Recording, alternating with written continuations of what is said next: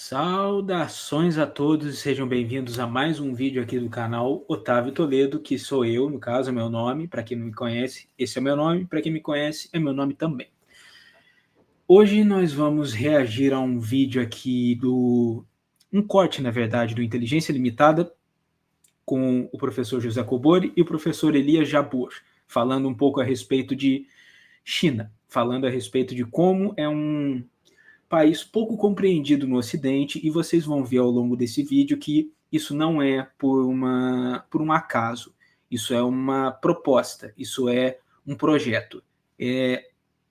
O fato de a China não ser conhecida na sua totalidade aqui no Ocidente, o fato de ela não ser bem compreendida, é na verdade um método, até porque a China, segundo o seu modelo político e econômico, ela é uma considerável ameaça, especialmente a hegemonia dos Estados Unidos sobre o mundo. Então, vamos começar a dar uma olhadinha aqui no vídeo, no corte, mas antes eu queria pedir para vocês, como sempre, que curtam o vídeo se gostarem, compartilhem com os amigos, comentem, e se quiserem me dar uma forcinha, lembrando que esse aqui é um projeto ainda embrionário, podem dar uma força direta através do Pix. Aqui embaixo está o QR Code do Pix do canal. Qualquer valor é bem-vindo, qualquer ajuda é muito apreciada. Então, sem mais delongas, vamos começar.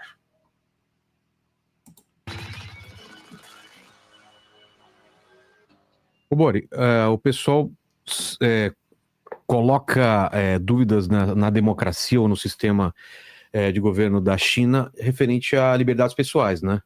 O que pode, o que não pode, o que faz um cidadão se sentir vivendo num país democrático ou não. Como funciona lá? A gente não sabe exatamente, né? O Elias e você podia falar pra gente como funciona essa coisa do controle estatal, né? E como funciona aqui ou nos outros países. Na verdade, eu vou falar sobre um ponto de vista mais filosófico, Tá. né? E acho que o Elias pode me ajudar depois, até porque o Elias morou na China, né? Viveu ali, sabe como funciona. Sob o ponto de vista filosófico, eu costumo brincar que o conceito de liberdade nosso aqui não é o mesmo deles, né? Então, E essa é uma observação importantíssima, na verdade, porque se a gente tivesse a oportunidade de conversar com o chinês médio, claro que a barreira linguística é uma complicação e tanto, mas existem pessoas lá que falam inglês também, então, e alguns que falam português até. Mas se a gente pudesse conversar com um chinês aleatório, médio, assim, na rua, e perguntasse para ele se ele se acha livre, ele talvez devolvesse a pergunta com uma outra pergunta, dizendo assim: o que é a liberdade para você? Porque o conceito de liberdade que eles têm lá é bem diferente do conceito de liberdade do ocidental. Eles não foram assim criados em um ambiente de democracia e de valores liberais.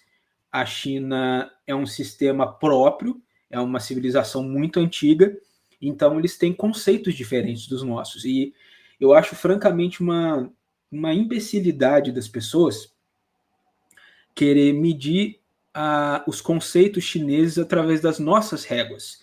Eu acho uma coisa contraproducente e, francamente, estúpida. Eu acho francamente estúpido isso. E é uma coisa que me deixa até, às vezes, um pouco ofendido. Mesmo não sendo chinês, eu fico ofendido por eles. Porque essa ideia denota uma certa superioridade dos ocidentais. Lembrando que os brasileiros não são ocidentais, tá? Nós somos ocidentais do ponto de vista geográfico, não do ponto de vista ideológico. Porque o Ocidente, na mente dos ocidentais de verdade, é a América anglo-saxônica, ou seja, Estados Unidos e Canadá, a Europa, principalmente a Europa ocidental e uma parte da Europa central, Austrália, Nova Zelândia e talvez até o Japão entra nessa de vez em quando, mas por tabela. Porque para eles o Ocidente é só o clubinho dos países ricos, para falar a verdade. Isso que o Elias falou aqui e que me fez pensar muito, né? É muito difícil a gente pensar com a nossa cabeça, com a nossa criação, com os filmes que a gente viu, com os livros que a gente leu, de uma cultura milenária que não pensa como a gente. É isso que eu queria entender. e queria que o pessoal entendesse. O conceito para eles é diferente também. É diferente, assim, como disse o Elias, a China é uma civilização mais antiga que existe, né? Tem mais de 5.000 anos de civilização contínua. Então, obviamente, ao longo desse caminho, como civilização, eles passaram por todos os problemas. Se for olhar, o Brasil é muito jovem, né? Perto de uma China, o próprio Estados Unidos é muito jovem, perto de uma China, tirando o velho continente europeu. Você olha para a China e para os países, a maioria dos países orientais, você vê que ele, como civilização, já cometeram muitos erros ao longo do caminho, né? Nas 23 dinastias, quando você olha a história da China, teve todos os absurdos que aconteceram naquela civilização. Então, obviamente, é uma civilização que aprendeu com seus próprios erros, né? Mas... E também tem essa questão. A China, ela foi, durante a maior parte da sua história, governada por dinastias, ou seja, por governos absolutos, digamos assim, monarquias absolutistas. Então, para eles, o próprio conceito de governo é um conceito que tem muito mais a ver com uma autoridade central forte do que com, digamos assim, cada um faz o que quer, diz o que quer e acabou. Sabe, essa coisa de liberdade de expressão irrestrita, essa coisa meio caótica. Para eles a coisa não é dessa forma, não funciona desse jeito. Eles têm uma concepção de política, uma concepção de governo muito diferente da nossa. Filosoficamente, quando eu falo, o confucionismo tem uma base muito forte, né? Nas culturas, principalmente na China, né? O confucionismo e o taoísmo. E o confucionismo, se eu fosse resumir, ele prega duas coisas básicas, que é a harmonia social e a coesão social, né? Isso ajuda muito na cultura e nesse modelo chinês de democracia. Quando eu falo assim, os conceitos de liberdade, tem muitas coisas, se for perguntar para o chinês, ele nem imagina que mesmo que fosse possível aquilo, ele faria, que é xingar alguém, xingar uma autoridade. Você vai no Japão, você perguntar para o japonês, você pode xingar o imperador, ele vai rir na sua cara. Não passa pela cabeça? Pergunta esdrúxula, nem passa pela cabeça dele que isso é um conceito de liberdade. Tem essa também. Essa questão do confucionismo é muito forte, não só na China, mas nos países que foram influenciados culturalmente pela China. E simplesmente dentro da concepção confucionista, dentro do entendimento confucionista de mundo, esse negócio de ficar vilipendiando as autoridades é uma coisa inaceitável, é uma coisa que é simplesmente impensável. Então, esse conceito de querer zombar das autoridades, zombar do poder estabelecido também é um conceito ocidental, não se aplica às civilizações do Extremo Oriente, por assim dizer. Você fala, você tem liberdade de chegar ao imperador? Nunca eu tivesse, por que eu faria isso, né? Então eles têm uma base filosófica e cultural muito forte nesse sentido. E a evolução, depois da Revolução Comunista da China, o Partido Comunista Chinês já tinha uma boa parte dessa estrutura do que era o partido, que depois se fundiu com o Estado, né, com a República Popular da China. Já existia uma certa estrutura do que seria essa base cultural e filosófica da sociedade. Tem um livro que eu gosto, que chama America Against America, do Wang Hunin. Esse Wang Hunin, ele faz parte do Politburo, daquele número reduzido, né, de 25 pessoas. Dizem que ele é o principal ideólogo, né, do Partido Comunista Chinês, é o cara que já aconselhou os 3 presidentes que passaram pela China, né? E esse livro ele escreveu, ele passou 6 meses, ele é professor universitário, né?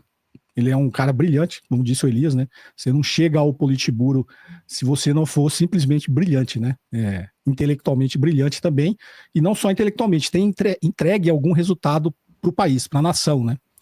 Só fazendo um adendo aqui, eu estava lendo o documento que o Elias me mandou, eles têm lá uma coisa que eu fazia quando eu fui executivo da Xerox do Brasil, né? Por 13 anos, e as políticas de recursos humanos que a gente tinha, é uma multinacional americana, né?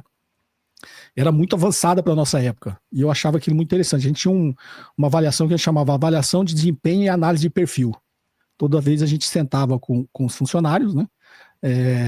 Pegava a avaliação, como ele se achava, ele respondia o questionário, depois eu chamava você, que é par dele, fazia a mesma avaliação dele, pegava o chefe dele, fazia a mesma avaliação, pegava, se ele tivesse subordinado, um subordinado, fazia a mesma avaliação, e depois eu cruzava para ver qual que é a visão de cada um para eu chegar numa conclusão, né? Pra você ter uma ideia, isso existe na China, né? Quando eu disse que 97 milhões de membros do partido, que Tem essa ainda, vocês conseguem conceber uma coisa dessa? Um só ente político com 97 milhões de filiados. Quer dizer, é metade do Brasil, basicamente, são filiados ao Partido Comunista Chinês. Um número equivalente à metade do Brasil. Pense nisso. O departamento de organização do partido é ele que determina quem vai trabalhar no serviço público, nas empresas estatais, nas organizações sociais, nas universidades. Esse departamento de organização do partido que determina. E como a gente está dizendo, é tudo uma coisa meritocrática, né? Primeiro, eles só escolhem os graduados que são destaque nas suas áreas. Então, a primeira coisa, o cara tem que ter graduação universitária. E só aqueles que são os melhores nas suas áreas e tiveram destaques, né? E aí vira esses 7 milhões que eu falei na primeira estágio, como se fosse um estagiário, 7 milhões, né? E aí ele tem uma escala de evolução como se fosse numa empresa. E eles têm nesse documento que o Elis mandou, eles têm não só essa avaliação, como eu falei, mas vai além disso. Você vê como eles estão mais avançados. Eles fazem essa análise de desempenho e perfil com superiores, subordinados e pares. Da mesma forma, eles fazem, mas depois eles analisam a conduta pessoal e eles chegam ao ponto de fazer uma pesquisa de opinião pública. Sei lá, o cara saiu no bar, brigou, né? Então eles fazem também essa pesquisa se o cara é bem visto na comunidade, se ele já arrumou alguma confusão, se ele já foi fichado, né? Já foi algo dessa natureza. Só então, depois, todo mundo faz essa análise, e aí aqueles que maior destaque que evoluem na carreira, dentro do Partido Comunista Chinês, até podendo chegar a ser um conselheiro e estar nesse Politburo, né? E provavelmente é dessa ideia que veio essa coisa tão repetida, tão frequentemente repetida do crédito social. Provavelmente é daí que vem. Mas isso aí é um controle interno do partido, não é dentro da sociedade como um todo. Então ele começa de 7 milhões e vira 360 lá no final dessa carreira. Então esse é um perfil da democracia chinesa, de meritocracia, que, como eles falou, os nossos políticos aqui, provavelmente nenhum estaria lá, né? Nenhum estaria lá. Bonito de pensar nisso, né, gente? Se a gente tivesse esse tipo de sistema aqui, a maioria dos políticos que a gente tem aqui no Brasil nem sequer estariam lá, porque eles simplesmente não iam conseguir se qualificar para se tornarem agentes públicos. Não ia rolar. E eu acho isso aí muito acertado mesmo. Não tem essa possibilidade de chegar um outsider, um aventureiro, só porque ele é bom de lábia, só porque ele tem milhões de seguidores na rede social e ele ter algum cargo de relevância política que define os rumos da nação, né? E é isso que eu acho um absurdo hoje em dia. Essa coisa de gente que se torna grande, se torna viral em rede social, se candidatando a cargo público sem ter nenhuma experiência, nenhuma qualificação e nenhum motivo para estar lá, basicamente. A pessoa que é basicamente poder e dinheiro. E ela se candidata e acaba sendo eleita porque as pessoas só votam com base no reconhecimento de face, basicamente. É muito pouca gente que pensa a respeito daquilo que está votando, pensa a respeito de quem está elegendo. E isso é lamentável, é uma das coisas que me deixam desapontado e com pouca ou nenhuma fé na nossa democracia, na democracia burguesa, no caso. Mas voltando, tá esquecido o que a gente estava falando. Sobre liberdade de expressão. Sobre liberdade de expressão. E aí esse livro desse Wang Hunin, que ele hoje é do Politburo, né, dos 25, chama America Against America. Nesses 6 meses que ele passou nos Estados Unidos, ele passou estudando a sociedade americana. E como diz o nome, América contra América. Só que ele levou para a China a visão do que ele achava que tinha de bom na sociedade americana e do que tinha de ruim. Né? E o livro dele é baseado nisso, é o que o americano faz, a cultura americana, né, a cultura capitalista faz, que vai contra eles mesmos. Né? E aí quando eu falo vai contra a sociedade como um todo, obviamente não é só contra a elite econômica. Claro. Então ele escreveu esse livro e é muito interessante. O que ele elencava, por exemplo? Que ele fala, e ele é um cara que tem, e ele, como ideólogo do partido, ele orienta justamente que era o marxismo. Sem querer ficar cortando o Cobori, mas será que o Elias não vai falar também, não? Porque o cara só estuda a China há 30 anos, então acho que ele deve ter uns bons insights. Baseado no confucionismo. Só assim eles conseguiriam construir uma base de prosperidade no longo prazo. Então, o que tem no comunismo, no confucionismo, que eles acham e é a base? Não, mas antes de falar isso, o que ele elencou de problemas dos americanos contra ele mesmo? Você lembra de alguma coisa? Tudo está muito ligado a essa base filosófica. A sociedade americana para ele é decadente. Porque é individualista ou não? Exatamente, pelo individualismo radical, que eles chamam. Lá existe o individualismo radical. Eles não têm espírito de comunidade. Não tem lá. E aí, por isso que eu falo, vem do confucionismo, por isso que ele juntou essa visão. O confucionismo prega a harmonia social. Não adianta eu estar bem e você estar mal. Se meu vizinho está na pior. Em algum momento vai gerar um conflito, né? Então ele levou esse conceito de que a harmonia social é importante para você criar uma base de prosperidade no longo prazo. E se a gente para pensar, isso não é uma coisa óbvia? Assim, a harmonia social não é a base para uma sociedade próspera? Se a gente tem um pequeno grupo que está bem e um grupo grande que está mal, uma hora ou outra isso vai dar algum problema. Vide Revolução Francesa. Então, eu acho que isso aí devia ser um conceito básico em qualquer sistema filosófico. Né? Entendi. Então tem todas essas características e quando eu estou falando do confucionismo, é justamente isso. Para o chinês, o conceito de liberdade é completamente diferente do nosso, né? Então, será que lá na China o Elias morou, né? E tem amigos que já moraram lá também que falam, você pode sair meia-noite, 1 hora da manhã na rua, você não sai com medo de ser assaltado, você não precisa andar de carro blindado. Isso é uma coisa que o Felipe Durante fala direto. Inclusive, eu quero mandar uma saudação para ele, caso ele algum dia veja isso aqui, porque ele foi minha principal inspiração para começar esse modelo aqui. Então, eu devo muito a ele nesse sentido. E ele fala mesmo que, como para quem não sabe, ele mora na China já há uns bons anos e trabalha lá. Ele diz que as pessoas lá podem sair a hora que for na rua, as mulheres podem sair vestindo a roupa que quiser, as pessoas podem ir e vir sem medo de assalto, sem medo de sequestro, sem medo de nada nesse sentido, porque a taxa de criminalidade lá é muito baixa, mas muito baixa. Assim, comparando com o Brasil, nem se fala. Então, isso também é uma coisa que contribui bastante para a harmonia social. Se quiser, você não precisa ter carro, você anda de trem, o sistema público de transporte é extremamente eficaz, né? A polícia, a maioria que tem a polícia lá não anda armada, no Japão também é assim, né? Então, isso é liberdade, né? Então, quando você compara, você fala, será que eu sou livre? O meu carro é blindado até hoje, eu ando de carro blindado, inclusive esse dia tentaram quebrar o vidro lá, com minha esposa que estava, né? Tentaram pegar, se a gente sair meia-noite na rua, a gente não sai a pé andando de bobeira, então será que realmente nós somos livres e eles não são livres? Então, esse conceito de liberdade, ele é relativo, né? É que nem eu falei, se você algum dia falasse com um chinês perguntando se ele acha que é livre, ele poderia perguntar, o que é liberdade para você? Porque esse tipo de restrição, com certeza, não parece liberdade. A gente está com essa nossa lente do Ocidente, obviamente a gente é o sul global, né? Mas a gente foi colonizado mentalmente pelo Ocidente, a gente tem essa visão enviesada, né? De olhar para o outro e julgar o que é importante, do seu ponto de vista moral e ético, para outra civilização. E eles têm a sua própria lente, né? Do que eles enxergam que é liberdade ou não. Elias, comparando com a nossa...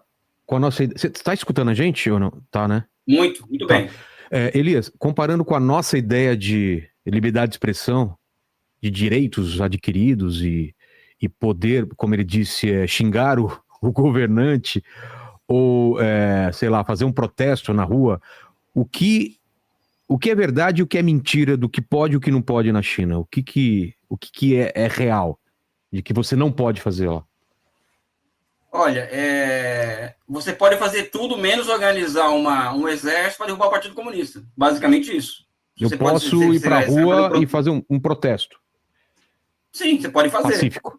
Inclusive, pelo que eu andei observando e lendo e ouvindo, parece que a China é o país onde mais se fazem protestos no mundo. E isso é uma coisa histórica até da cultura deles também, porque você vê, quase todas as dinastias chinesas foram derrubadas por protestos e por revoluções camponesas. Então, é uma coisa que está bem embrenhada na cultura. Agora, desde que esse protesto não tenha como pano de fundo derrubar o Partido Comunista ou subverter o sistema socialista, pode tudo. Ou seja, a China tem greves diárias, ou seja, o pau come o dia inteiro na China hoje.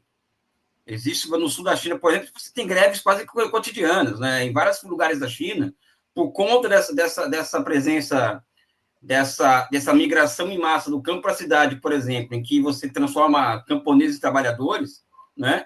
A China passou desde os anos 2000, tem passado por protestos de camponeses e trabalhadores quase que diariamente, né? E a resposta que o governo chinês tem dado, não é? Aí os dados demonstram, né? nem uma opinião, os dados deixam muito claro isso, deixam muito claros. Tem entregado, por exemplo, como eu já disse aqui, salários aumentam acima da produtividade do trabalho, mais inflação, mais PIB. Lugar nenhum no mundo entrega isso, ou seja, a renda do trabalho hoje no mundo, ela só se mantém alta por causa da existência da China, por exemplo, que tem ganhos reais de salário, né? Então, quando nós falamos em democracia, vamos dizer assim, como a partir de uma visão marxista de democracia, como isso que tem o pressuposto da expansão da base material, ou seja, isso significa que não existe democracia na pobreza, na escassez, a China está caminhando para a sua própria dinâmica. O que eu acho que a China está construindo a sua própria democracia, eu diria. Eles estão criando uma versão que funciona para eles, uma versão que faz sentido para eles. E, realmente, nesse sentido, o fato de eles estarem conseguindo tirar um monte de gente da linha da pobreza extrema, muita gente, mas muita gente mesmo, contribui ainda mais para que eles consigam estabelecer um sistema democrático que funciona para eles. Atrapalha muito o debate é o seguinte, é ditadura da democracia, né? Eu acho muito complicado nós pegarmos uma sociedade de 5 mil anos e tentar encaixar entre duas categorias cujos conceitos que a sustentam são muito frágeis. Então, eu prefiro observar a realidade concreta da forma como ela se apresenta. Por exemplo, a questão de fazer uma comparação. Quem me garante que um trabalhador francês ou americano é mais livre do que o chinês? Essa é uma questão objetiva. Quem que me garante, por exemplo? Essa é polêmica, essa pergunta, mas eu pergunto. Quem me garante isso? Por exemplo, já falei isso outra vez que eu tive aí no debate com o Pedro Duarte, né, em que aí entrando no que o Cobori coloca, né, que a máxima do liberalismo é a liberdade de você ir e vir, ou seja, a liberdade individual de você ir e vir, né? Então, na China, isso é amplamente garantido, inclusive no mundo real, né? Por quê? Porque você anda em qualquer lugar da China, você não vê mendigo na rua, você não vê cracudo na rua, você não vê polícia armada na rua, em qualquer lugar da China. Então, segundo o que eu vi dos vídeos do Felipe, ele disse que até existe alguma mendicância, assim, alguns moradores em situação de rua, não moradores de rua, que ninguém mora na rua. Mas é uma coisa bem circunstancial e é uma coisa mais dos grandes centros. Em cidades menores, ele não observou esse fenômeno. Então, eu imagino que seja uma coisa bastante rara mesmo. Né? Você não é interpelado, não é interpelado por mendigo na rua, etc, etc. Você chega, por exemplo, quando eu cheguei em Frankfurt, eu dei esse exemplo quando eu estive aí. Você desce do aeroporto de Frankfurt, pega um trem, vai até o centro da cidade, você cai em um bairro, que é um bairro bem do Oriente Médio, e que o bairro, por só uma grande cracolândia, isso é Alemanha, né? Aí você vai no hotel, como eu fui no hotel, perguntei pro rapaz, e como essa situação de drogas aqui? Ele falou, cara, aqui tá ótimo. Vai para Berlim, Munique, para você ver o que é bom para tosse, tá muito pior. Enquanto, né, Estados Unidos, por exemplo, é a mesma coisa, ou seja, existem milhares de pessoas vivendo nas ruas dos Estados Unidos. As infraestruturas completamente destruídas, né? Los Angeles, as cracolândias de Los Angeles são amplamente conhecidas. Você não vê isso na China. E como que nós falamos de democracia e liberdade sem colocar no cálculo essas ocorrências? Acabou de me ocorrer aqui uma coisa também, a gente tem que lembrar que a China ela é tão dura assim na supressão ao tráfico e consumo de drogas, porque eles têm inclusive um histórico muito complicado com isso, por causa das guerras do ópio do século XIX. Então eu imagino que seja uma espécie de trauma nacional. Posso estar errado, mas é o que eu imagino. que estão no dia a dia da gente e que interferem diretamente na vida das pessoas. E não somente isso, né? Qual que é a chance de uma pessoa num país como o Brasil, Estados Unidos, ela se formar em engenharia, ela ter um emprego industrial, por exemplo? Por que na China, por exemplo, o sonho de um jovem é ser astronauta, enquanto que nos Estados Unidos e no Brasil é ser youtuber, por exemplo, jogador de futebol? Por quê? Porque a perspectiva de vida de cada dessas pessoas de futuro são muito diferentes. Enquanto que no Brasil não existe mobilidade social, e nem nos Estados Unidos, porque nos Estados Unidos, por exemplo, Vilela, a produtividade do trabalho cresceu muito nos últimos 40 anos, os salários não tiveram estagnados. Isso levou a uma fratura da sociedade americana que tá levando a essa situação que nós vemos hoje, né, nos Estados Unidos. Uma fratura da sociedade americana. Hoje, 49% da população americana acredita que os Estados Unidos estão em guerra civil. 49% da população americana acredita que eles vivem uma guerra civil. Né? Então, você pega duas formações históricas completamente diferentes, né? E cujo funcionamento da sociedade de hoje é completamente diferente. E, então, eu coloco esse desafio. Provem para mim que um trabalhador francês ou americano é mais livre do que um trabalhador chinês.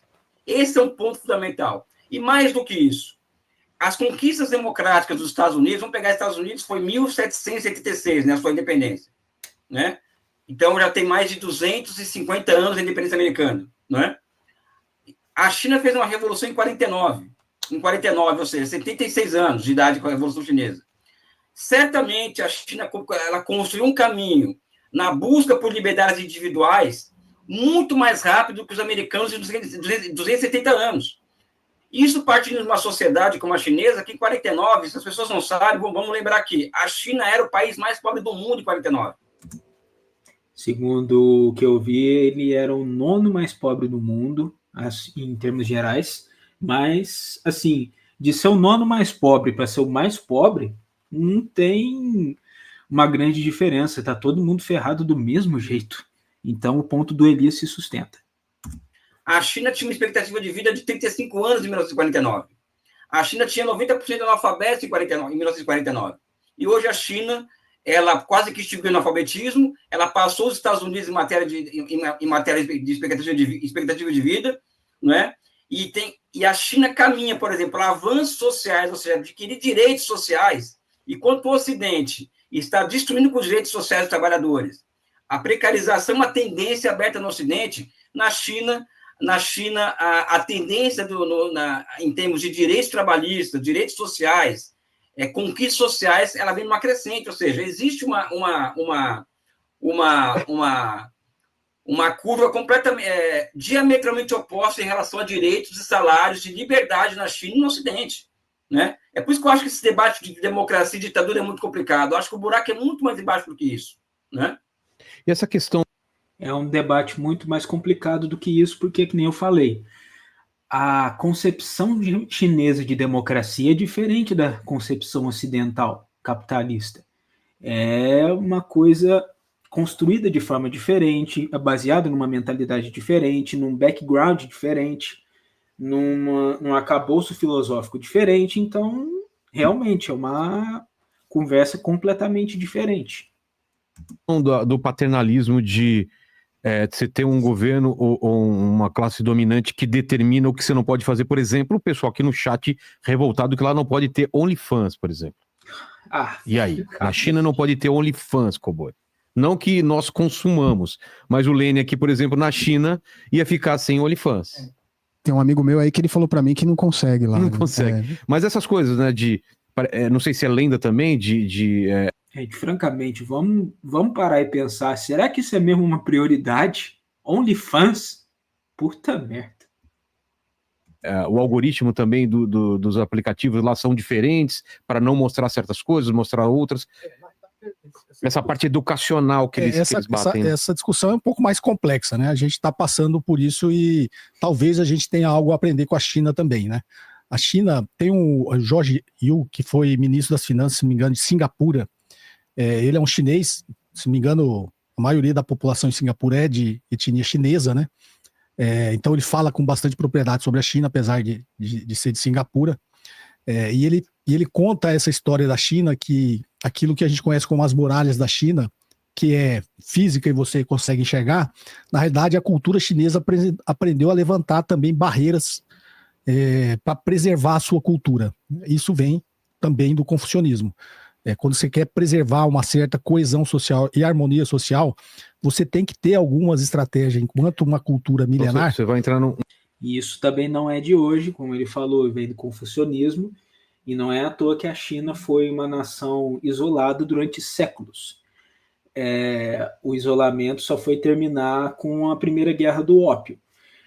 Antes disso, era um país que se considerava fechado e autossuficiente, que não necessitava de nada dos estrangeiros. Tanto que essa foi a tônica da resposta do imperador Qianlong a um pedido britânico para a abertura de comércio.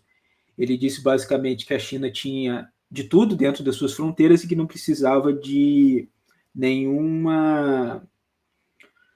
produto dos bárbaros estrangeiros. Foi basicamente isso. Num aplicativo você não vai ter acesso a todo mundo, ou todo link, ou toda coisa. Eles vão tirar algumas coisas que eles acham que é danoso. Quando eu falo levantar barreiras, eu falo que a gente está passando por isso, o que são as Big Techs, né? No início as pessoas criticaram, porque as Big Techs não entraram na China, lá não é o Google, lá é o aplicativo chinês, lá não tem Facebook, é o aplicativo chinês, lá não tem Twitter. E agora... Pergunta para os chineses se eles estão reclamando. Se eles estão reclamando de ter os aplicativos próprios deles. E também a gente tem que pensar, a China tem a população de um continente inteiro, então tem a população maior que a população das Américas, então para eles não faz a menor diferença. Agora, nesse momento exato que a gente está passando, será que eles estão errados? Minto, faz diferença sim, porque assim eles conseguem manter a sua soberania sobre as suas próprias redes sociais. E assim eles conseguem manter os dados lá dentro, as informações lá dentro e manter o controle sobre essas redes. Nós somos completamente nós estamos completamente dominados pelas Big Techs, né? Estamos completamente dominados pelas Big Techs. Com esse pensamento perturbador, a gente termina esse vídeo. Peço para vocês mais uma vez curtirem, compartilharem, comentarem se gostaram do que vocês viram, ou se não gostaram também. Comentem da mesma forma, podem me xingar, fica à vontade. Não podem não. É uma coisa que eu, inclusive, vou deixar bem reforçado ao longo dos próximos vídeos. A gente está aqui para fazer uma discussão sadia de ideias. Então, ofensas e xingamentos não são toleráveis e não são passíveis de passar pelo crivo aqui. Então, podem discutir aqui embaixo nos comentários, numa boa, mas com respeito.